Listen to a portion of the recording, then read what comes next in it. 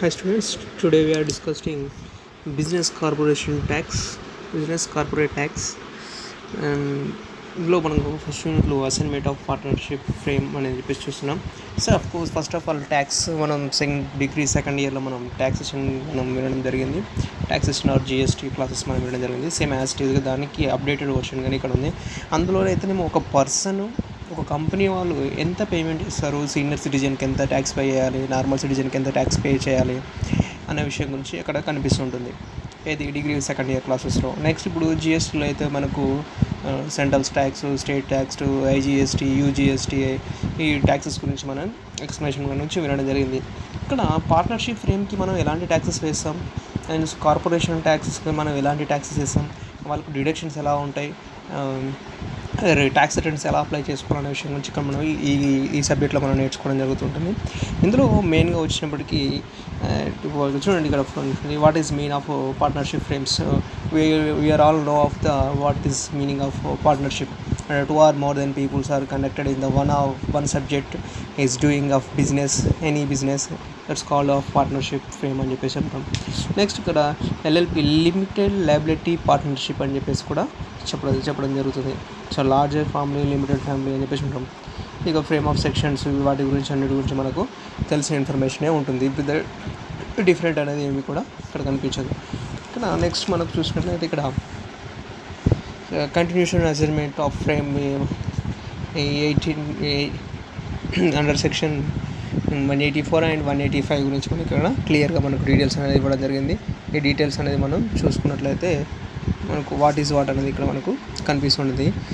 First of all మనము ఈ taxation గురించి మనకు చిన్న చిన్న ప్రాబ్లమ్స్ అనేవి ఉంటున్నాయి. ఆ ప్రాబ్లమ్స్ మనం ఎలా ఫ్రేమ్ చేస్తాం అనేది గురించి ఇక్కడ డిజైన్ చూసుకుంటుగా బుక్ ఆఫ్ ప్రాఫిట్స్ అనేది మెయిన్ ప్రాబ్లం. ఇక్కడ మనకు ఈ ప్రాబ్లమిటీ గురించి మనం చూడడం జరుగుతుంది. థియరీ యాజ్ వెల్ యాజ్ ఇక్కడ మనం చదువుకోవాల్సిన అవసరం ఉంటుంది. ఇక్కడ చూడండి ఎలా ప్రిపేర్ చేస్తాం. Meaning of book profit expression section 3 to 40B వరకు మనకి ఇందులో అన్నిటి కూడా కనిపిస్తూ ఉంటాయి. చూడండి ఇక్కడ book of profit is of amount of profits which is computed after the allowing all permissible deductions under section 28 to 44D. ఇక్కడ డిడక్షన్ చేసేవి ఏంటన్నాడు 28 నుంచి 44D వరకు ఉంటుంది అని చెప్పేసి అన్నాడు. But before after during the common remuneration of work partnership which is according with the partnership deed but which is subject of the statutory limited under the section 40B. ఇక్కడ చూసినట్లయితే చూడండి ఇక్కడ common remuneration to working partnership అని working చేసే వాళ్ళకు partnership వేరే ఉంటుంది. Which is the including accordance the with partnership deed but which is subject to statutory limit under the section 40B అని చెప్పేస్తున్నాడు. Those of common remuneration which is the otherwise allowed remaining including the book of profits అని చెప్పేసి అన్నాడు. Which is allowed the book of profits. చూడండి ఇక్కడ which calculating the book of profits following the points of the keep it mind. ఇక్కడ మనం గుర్తుపెట్టుకోవాల్సిన ఏంటంటే book of profits మనం చేసేటప్పుడు చూసుకోవాల్సింది first all of the find of the profit as per giving the profit and loss account. అంటే first of all మనం తీసుకోవాల్సింది ప్రాఫిట్ తీసుకోవాల్సింది. ఎక్కడి నుంచి తీసుకోవాలంటున్నాడు? ప్రాఫిట్ అండ్ లాస్ అకౌంట్ నుంచి. ప్రాఫిట్ ఇస్తే ప్రాఫిట్ తీసుకోవాలి, లాస్ ఇస్తే లాస్ తీసుకోవాల్సి ఉంటుంది. Next deducted of all other income credited to profit and loss account. ఇక్కడ చూడండి ఒకసారి deduct all other income credited to profit and accounts. Income వచ్చింది కదా మనం క్రెడిట్ చేసినప్పుడు ప్రాఫిట్ అండ్ అకౌంట్స్ వచ్చి వాటన్నిటిని కూడా డిడక్ట్ చేయాలంటున్నాడు. డిడక్ట్ మీన్స్ లెస్, మైనస్ చేయాలని చెప్పేసి అంటున్నాడు. సో ఈ trade under the hand of the income add all of payments remuneration like salaries, commissions etcetera giving to all partnerships of firms will be already deducted in the profit and loss account. అంటే ఇవన్నీ మనం profit and loss అకౌంట్లో remuneration కానీ, salaries కానీ, commissions కానీ and partners మనం ఏవైతే మనం పే చేస్తామో అవన్నీ కూడా మనం డెబిట్ చేస్తాం ప్రాఫిట్ అండ్ లాస్ అకౌంట్లో. వాటిని ఏం చేయమంటాడు? ఇక్కడ యాడ్ చేయమంటాడు, ప్లస్ చేయమంటాడు. యాడ్ ఇక్కడ మైనస్ చేయమంటాడు? ఇక్కడ ద ఇన్కమ్ ఆఫ్ క్రెడిట్స్ మనకు పార్ట్నర్షిప్ ఫ్రేమ్కి ఎక్కడి నుంచి అయితే ఇన్కమ్ వస్తుందో వాటిని లెస్ చేయాలని చెప్పేసి అన్నాడు. నెక్స్ట్ ఇప్పుడు add interest and capital gaining to all partners of excise 12% ఇన్కమ్ని యాడ్ చేయాలంటాడు, ఇంట్రెస్ట్ని యాడ్ చేయాలని చెప్పేసి అంటున్నాడు. ఇక్కడ చూసినట్లయితే మనకు ప్రొఫార్మా ఈ రకంగా ఉంటుంది. చూడండి ఒకసారి, దిస్ ఇస్ ద ప్రొఫార్మా. ఈ ప్రొఫార్మా బేస్ చేసుకొని మనం ప్రాబ్లమ్స్ అనేవి కూడా మనం రన్ చేయడం జరుగుతుంటుంది. చూడండి ఇక్కడ ఫస్ట్ టైటిల్ ఏంటి, completion of book of profits assumptions of followings assumed of follows particulars and rupees. So where there is on credited for forward to business loss and on the credited from the descriptions. Next descriptions చూసుకున్నట్లయితే the profit as displayed in the profit and loss account. Profit are disclosed in the profit and loss account అని చెప్పేసి చెప్తున్నాడు. Loss account వచ్చినప్పుడు మనకు వచ్చిన amount మనం create చేసుకోవడం జరుగుతుంది. యాడ్ వీటిని డైరెక్ట్ మనం తీసేసుకుంటాం. మెయిన్ కాలం ఇది is the main column, is the normal column. ఇక్కడ నుంచి యాడ్ ఆర్ ప్లస్ మైనస్ అని చేసుకొని ఇక్కడ మెయిన్ కాలంలో తీసుకున్న తర్వాత మనకు ఆన్సర్స్ అనేవి వస్తాయి. మనం ప్రీవియస్లో మనకు అకౌంట్స్ చేసినప్పుడు మనకు ఇవన్నీ కూడా మనకు పర్టికులర్ ఇన్ఫర్మేషన్ అనేది ఐడియా ఉంటుంది. ఇక్కడ చూసుకున్నట్టయితే యాడ్లో చూడండి, ఇక్కడ any expenditures are allowed which is not admissible as per income tax law but debited to profit and loss account from the expenses remunerations to sleeping partner shall be added back. Similarly in a remuneration interested which is not the according the next one అయితే ఇక్కడ చూడండి, any income related of business or the professions but not the credited in the profit and loss account. ఇక్కడ మనకు profit and loss అకౌంట్లో మనకు ఏదైనా income ఇవ్వండి దాన్ని కూడా మనం ఇక్కడనే యాడ్ చేసుకోవాలని చెప్పేసి అంటున్నాడు. ఇక్కడ any income relating to business or the profession but not credited to profit and loss account.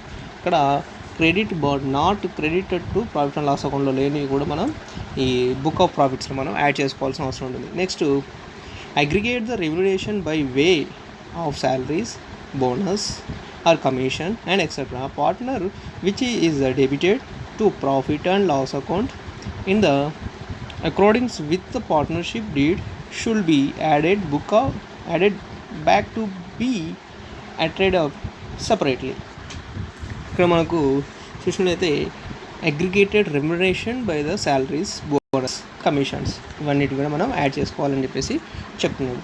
Next fourth one undervaluation of closing stock కూడా మనం యాడ్ చేసుకోవాలి. క్లోజింగ్ స్టాక్ యాడ్ చేసుకున్న తర్వాత మనకు వచ్చిన టోటల్ని వీటన్నిటిని కూడా యాడ్ చేసుకొని ఇక్కడ యాడ్ చేసుకున్న తర్వాత ఈ అమౌంట్ని ప్రాఫిట్ అండ్ లాస్ అకౌంట్లో ఉన్న అమౌంట్ని అండ్ అసలు ఇప్పుడు వచ్చిన యాడ్ అమౌంట్ని కూడా మనం ఇక్కడ తీసేసుకోవడం జరుగుతుంది.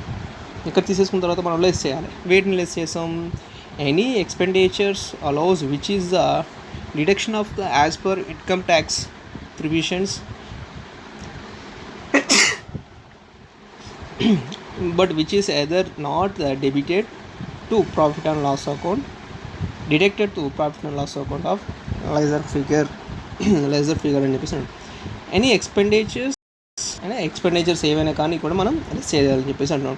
అలో the which is debited as per of income tax provisions but which is either not dictated profits అని చెప్పేసి చెప్తున్నాం. వీటిని కూడా మనం లెస్ చేయడం జరుగుతుంది. నెక్స్ట్ చూసినట్లయితే any income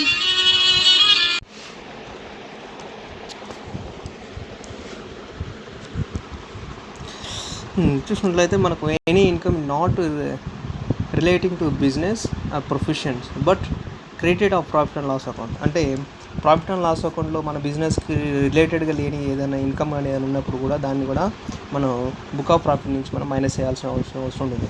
over valuation of closing stock అంటే ఓవర్ వాల్యుయేషన్ మనం స్టాక్లో క్లోజ్ చేసేటప్పుడు క్లోజింగ్ స్టాక్లో మనకి ఏదైనా ఓవర్ వాల్యుయేషన్ కానీ ఏదైనా డిఫరెన్స్ అనిపిస్తే దాన్ని కూడా మనం మైనస్ చేయాల్సిన అవసరం అనేది కనిపిస్తుంది. ఈ అన్నిటి కూడా మైనస్ చేసిన తర్వాత ఇవన్నీ యాడ్ చేసుకొని ఈ అమౌంట్ నుంచి ఈ అమౌంట్ని లెస్ చేయంగా వచ్చింది మనకి ఏమవుతుంది, ఇక్కడ బుక్ ఆఫ్ ప్రాఫిట్ అవుతుంది. ఏమవుతుందండి ఇక్కడ బుక్ ఆఫ్ ప్రాఫిట్ అవుతుంది. Next be that is 1A where there is created forward the business loss as well as crime of forwarding description book of profits computes of all above. So before settings of creation of forward business loss and created of forwarding description అని చెప్పేసి చెప్తున్నారు ఇక్కడ. Next less, ఇంకా less minus చేయాల్సిన అవసరం ఉంటుంది. దీంట్లోకి నుంచి ఇంకా మైనస్ చేయాల్సిన ఏమని అంటుందంటే created forward the description to the existence profit is allowed after during the notely creating of forward of business loss. అంటే ఏమైనా బిజినెస్ లాస్ లాంటిది ఏమైనా కనిపిస్తే కూడా దాన్ని కూడా ఎందుకెళ్ళి మైనస్ చేయాలి. మైనస్ చేయడం వచ్చిందని దాన్ని కూడా మనం బుక్ ఆఫ్ ప్రాఫిట్ అని చెప్పేసి అంటున్నాం. This is the book of profit అనేది ఇక్కడ మనకు కనిపిస్తూ ఉంటుంది. ఇక్కడ where there is a creative forward of descriptions but no of created forward of business loss. In such a case, created forward description is deducted in computing of book of profits.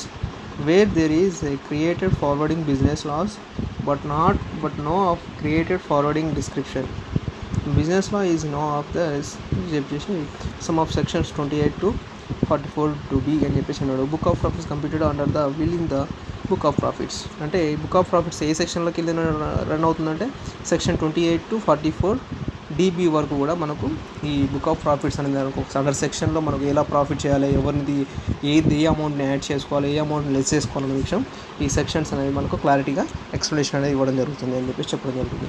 This is a book of profits of proforma. Next క్లాస్లో మనం some of problem గురించి మనం explanation చేసుకోవడం జరుగుతుంది.